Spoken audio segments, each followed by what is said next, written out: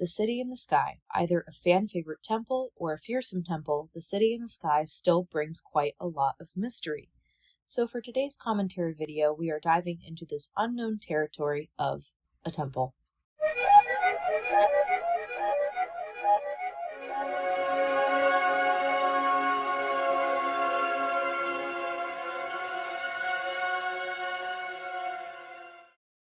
What is the City in the Sky? The City in the Sky is a temple location from the Legend of Zelda game Twilight Princess. According to Zelda Wiki, it is the, quote, 7th dungeon that Link faces. To get to the City in the Sky, Link must pay 300 rupees to a clown from Lake Hylia named Fire in order to fix the Sky Cannon. Once that Sky Cannon is fixed, Link is then launched into the City in the Sky.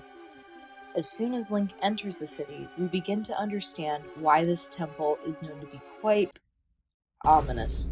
Besides the fact that there is a raging dragon terrorizing the Oocca people, the design aspect feels very creepy, as if the city was still being finished, unfinished, yet it is completely artificial, linear, and very well done. Or the fact that there is a shop in the city, which makes you think that you cannot go back down on the surface without completing the temple, which can trigger that fear of obviously heights and the unknown aspect of feeling like you're in a weird world or an unknown world or away from home for some Zelda players such as myself.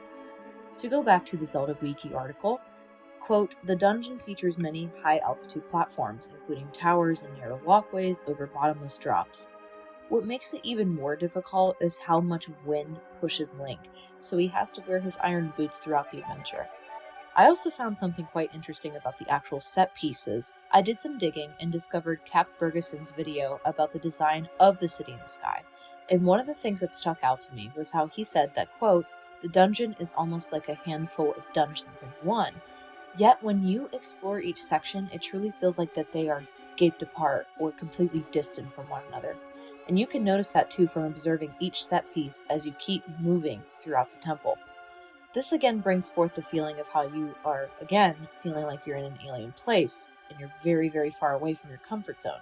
Not to mention how technologically advanced this place feels from all the other temples on land, but we will get to that part of the discussion shortly.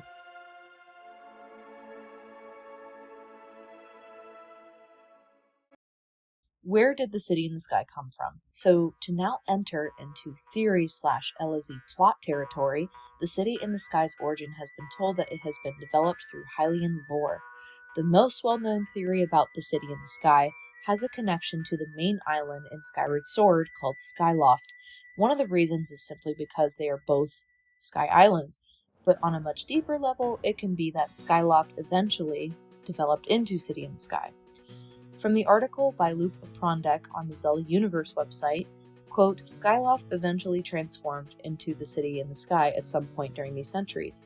After the defeat of Demise in Skyward Sword, Link and Zelda, along with many, but not all, Skyloftians, traveled down to the surface to begin the civilization that would eventually become Hyrule. The crucial part here is that not all the citizens of Skyloft went to the surface.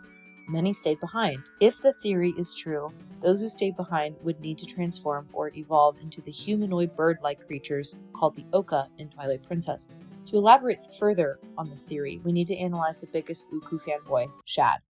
Shad is a character from Twilight Princess that Link meets near the end of the game but was part of the vigilante group known as the Resistance. The Resistance are people in Twilight Princess that try to protect Hyrule during the present time of ruin, terrorism, etc. Besides Shad, these characters introduce you to the other temples/main missions such as Telma, Aru, Ashe, and Russi. Along with their cool purposes and guiding dialogue, there have been speculations of how each of them sort of resembles Skyloftians. For example, Shad looks very similar to Keat, or that Aura looks a lot like Rusta, or the most notable one in my opinion, Ashe looks a lot like the Lumpy Pumpkin's daughter, Kina. This is a common occurrence for the Zelda developers to make similar connections towards Hylian people or people that resemble alike to other iconic Zelda characters in older games, but I thought that was just an interesting thing to point out. So back to Shad. Shad's father tried to research about the Oocoos and then wished his son that he would do just the same, and thus Shad conducted his own research as he, quote, holds his father in high regard. He then discovered something called skywriting from when he discovered various Dominion Rod statues that were put across Hyrule, and also because Link finds the ancient sky textbook in the Hidden Village by impasse. Quote, none of these statues, nor indeed any of the Oocca-related writing or influence appear on the surface world of Skyward Sword. We can draw the conclusion then that these statues must have fallen at some point after Skyward Sword, and moreover, that the civilization in the sky must have survived for at least some amount of time since the fall of Skykeep, given that these statues weren't a part of Skykeep itself. Even though that we do have the sky writings and other hidden pieces about City in the Sky, not everything is put together. Therefore, let's just take a closer look at the Oocoos themselves. The Oocoo tribe. The Oocoos, also known as the Oocca, when put together, have bird-like bodies and oblong heads with humanoid faces. Some of them can talk in Hylian language, but the majority of them can speak in their own language, which is most likely the Sky language in the ancient Skybook.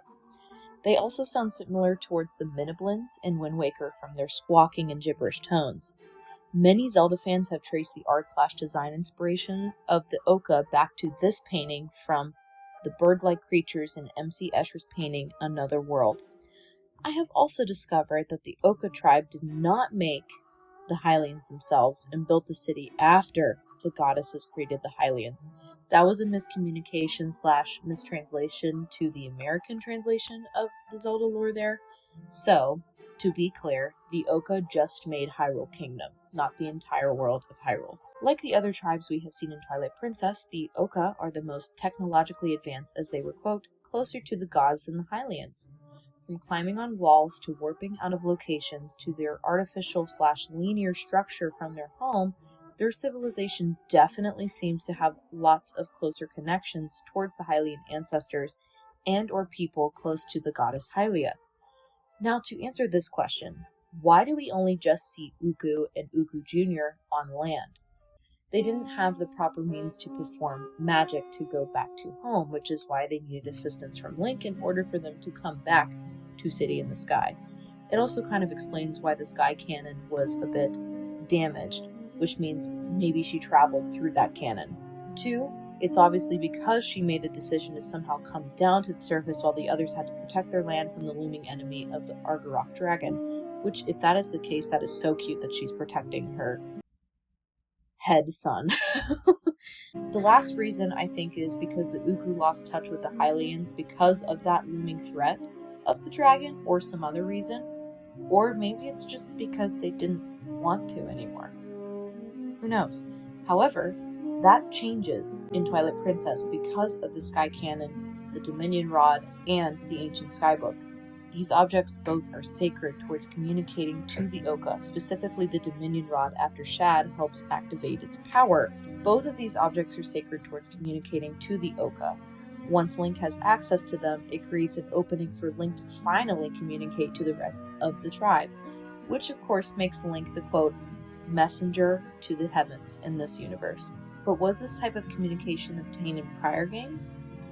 Well, the one that could be Ocarina of Time, since Ocarina of Time and Twilight Princess are basically the same story told in a different font, yet it has only showed up physically, Dominion Rod-wise, in Hyrule Warriors.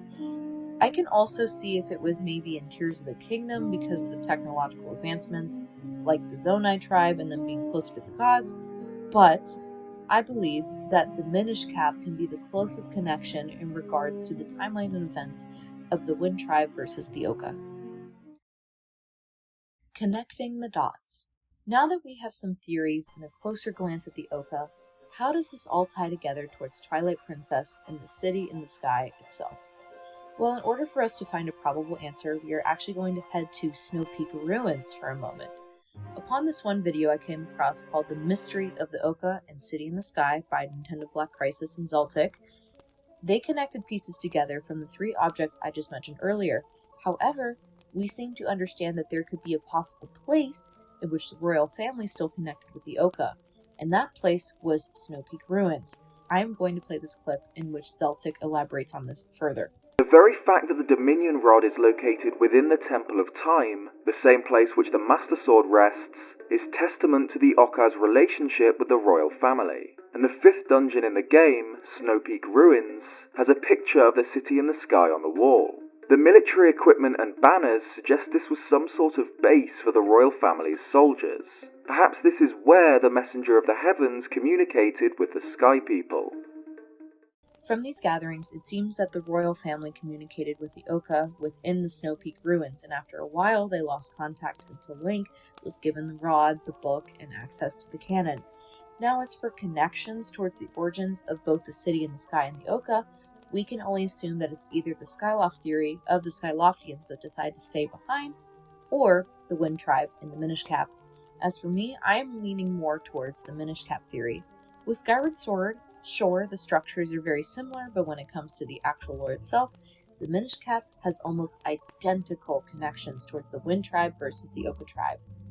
Just like the Oocoo Tribe, the Tribe of Winds lived on a surface until they made a place in the heavens. They also possess magic and have a deep connection with the royal family, as you realize when Link gets to speak to the ancient ghost of King Gustav. And just when you think it could have not gotten any more similar, I realized at how the Minish Cap is right after Skyward Sword in the Zelda timeline. And once you realize it, how it all falls into place, it becomes more clear and probable that the Wind Tribe eventually evolved into the Oocca, or that the Oocca became descendants of the Wind Tribe. Regardless of what you believe, the communication is quite clear that the city in the sky and the Oocca made more of an impact of Zelda lore than you may think. And that makes me appreciate Twilight Princess and its plot even more as well. So the next time you head into the second half of Twilight Princess, consider its symbolic significance and how much it can become of a build-up event once you finally enter into the City of the Sky.